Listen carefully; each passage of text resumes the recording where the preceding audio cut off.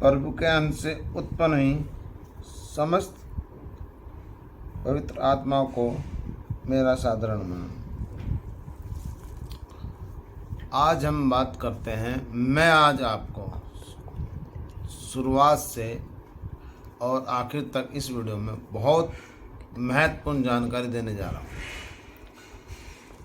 मैं आपसे एक बात करना चाहता हूँ कि वीडियो को स्किप ना करें, पूरा देखने का प्रयास करें और अगर पसंद आए तो सब्सक्राइब अवश्य करें, जिससे कि आने वाली हमारी वीडियो आप तक तुरंत पहुँच सके।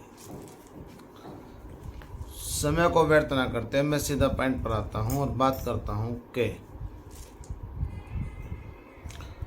सनातन धर्म के अंतर्गत किस प्रकार पूजा स्टार्ट होती है। सब कर रहे हैं, घरों में सभी के पूजा स्थल है, कोई सूक्ष्म तरीके से, कोई ज़्यादा कम, इस तरीके हर व्यक्ति अपने प्रकार से कर रहा है। पर मेरे माताओं, मेरी बहनों, मेरे भाइयों, एक बात, जानकारी सटीक न होने के कारण मैंने अधिकांशतः यही सुना है कि जी हम इतनी पूजा करते हैं, उसके पश्चात भी को फल नहीं मिल रहा। फला आदमी कभी पूजा नहीं करता, उसके पास गाड़ी है, बंगला है, घोड़ा है, सब चीज़ सत्य है। इसमें दो कारण हैं। नंबर 1 कि आपके और हमारे पूर्व जन्मों के प्रारब्ध ऐसे हो सकते हैं कि हमारे से कोई गलत कार्य हुआ, उसका हम भोग रहे हैं और उन्होंने अच्छे कर्म करे हैं पूर्व जन्म के, वो भोग रहे हैं। जब वो पूर्ण हो जाएंगे तब वो भी डूब जाएंगे।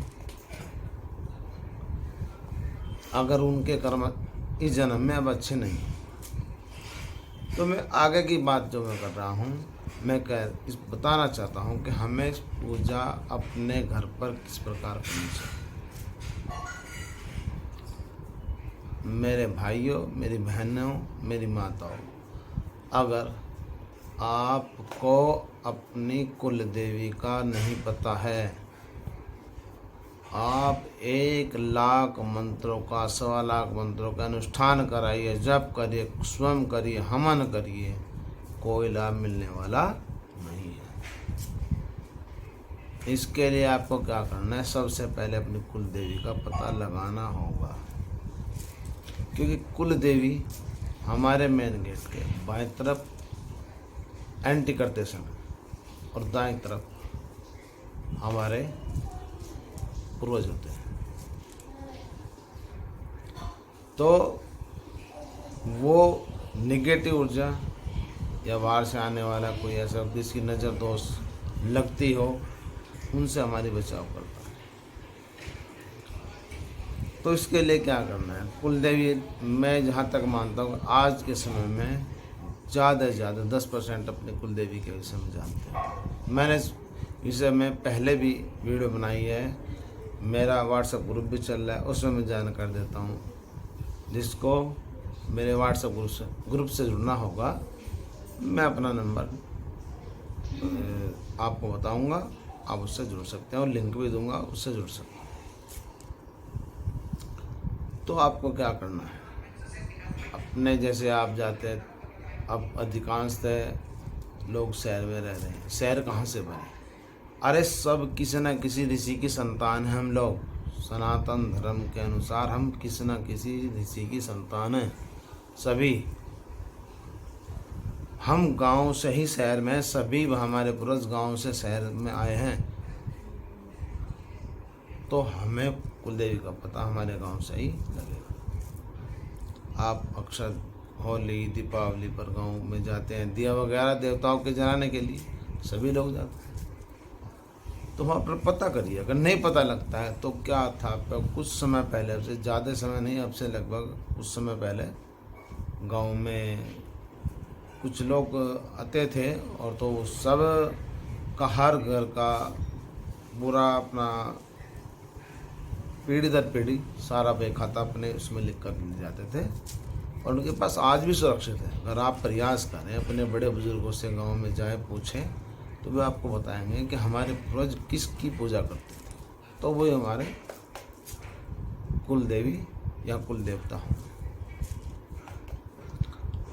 अब जब उनका पता लगे कि कौन सी कुल देवी है या कौन से कुल देवता है, सर्वप्रथम अगर आपको पता लग जाता है तो उस जहाँ उनका सबसे बड़ा मंदिर भारत के अंदर है, एक बार वहाँ पर दर्शन करने अवश्य जाना है, उनको भोग प्रसाद चढ़ाना है और क्षमा मांगनी है कि हे माता, हमसे जो आज तक अज्ञानतावश हम आपको भूले हुए थे, हमें क्षमा करें और अब हमारे घर में और हमें तरक्की और सुख शांति प्रदान करो। इस प्रकार कुलदेवी का पता लग सकता है। नेट पर आप गूगल में जाइए, सर्च करिए, अगर आपका जो गोत्र है उस गोत्र के अनुसार आप डालोगे तो आपको पता भी वहाँ से भी लग सकता है। लेकिन उसके लिए भी आपको अपने बड़े बुजुर्गों से जानकारी अवश्य लेनी होगी कि क्या यही हमारी कुलदेवी है या कुल देवता है।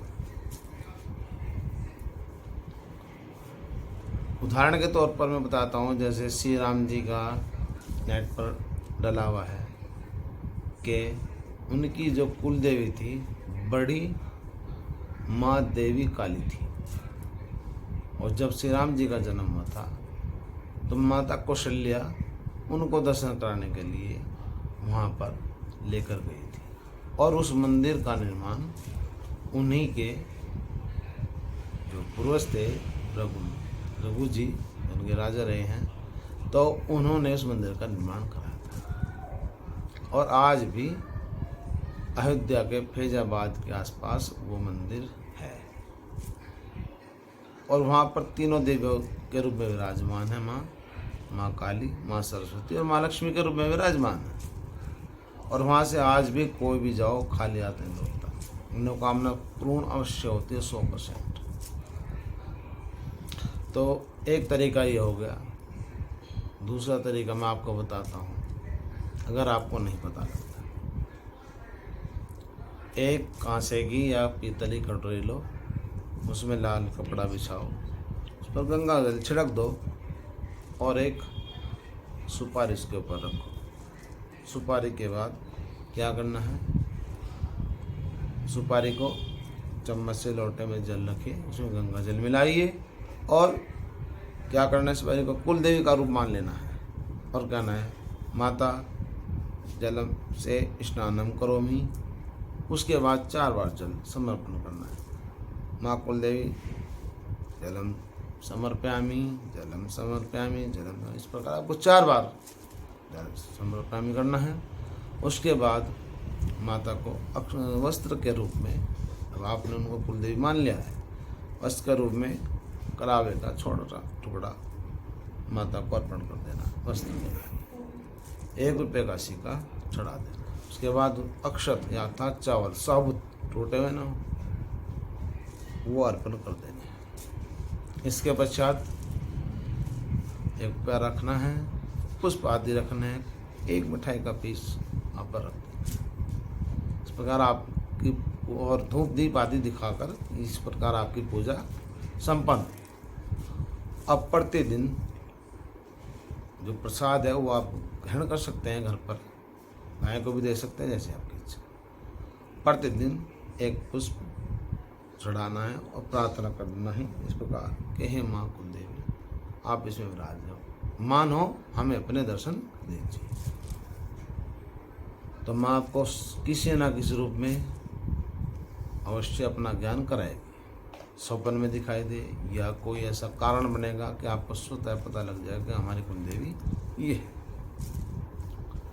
तो उसी के अनुसार फिर आपको सर्वप्रथम उनको पूजित करना है, उनको पोषित करना है, जिससे कि वो आपके परिवार की सुरक्षा कर सके और जीवन में आप लोग आगे बढ़ सकें। तो मैंने आपको 2 तरीके बताए हैं,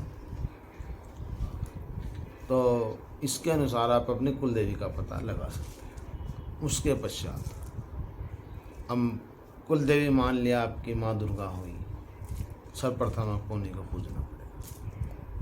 उसके पश्चात आप गणेश जी का मंत्र का ध्यान कर सकते हैं, और फिर आपके जो इष्ट देव हैं, कोई भी हो, भगवान शिव हो, भगवान विष्णु हो, कोई भी हो, फिर आप उनका ध्यान कर सकते हैं अपने गुरु का नाम लेने के बाद। अगर आपने कोई गुरु दक्षिणा लेके गुरु से मंत्र ले रखा है तो आप गुरु मंत्र का जाप कर सकते हैं, उसके बाद आप शुरू कर सकते हैं।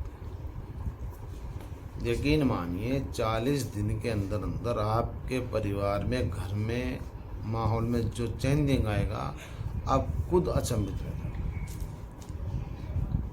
माँ कुल देवी हमारे पूरे परिवार की, सबकी रक्षा करती है। आज की वीडियो में इतना ही। अगली वीडियो में फिर कुछ लेकर आपके लिए नया हाजिर होऊंगा। तब तक के लिए आकर दीजिए। जय श्री।